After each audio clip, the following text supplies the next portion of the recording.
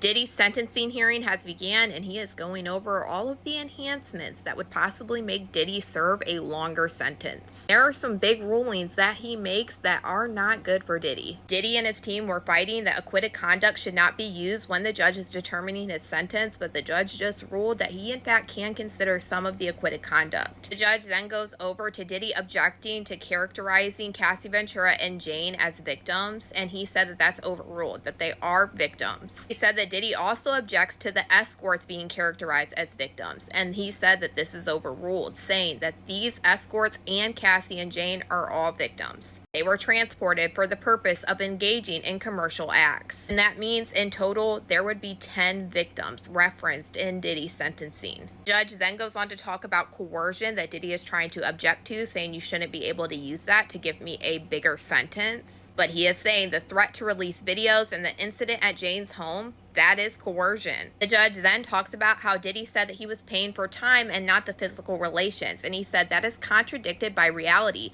He has not expressed remorse for transporting people for Prosta. He goes on to say that Diddy has challenged his guilty verdict full-throttedly, including after trial. Also goes on to say that Diddy wants to apply the 0-point offender provision from 2003, but 2004 on other issues, and that's not possible. Also said Diddy objects to the $5,000 assessment under the statute because there are no victims. Denied. As mind you, what he just ruled is there's actually 10 victims in total. And Diddy's team basically says they want to leave some stuff on the record just in case they file an appeal, which I say is going to happen because they already said they will appeal this. That usually appeals aren't successful, but what the judge says next is a big deal. Probation department says offense level is 27. I agree with that. The criminal history category is 1.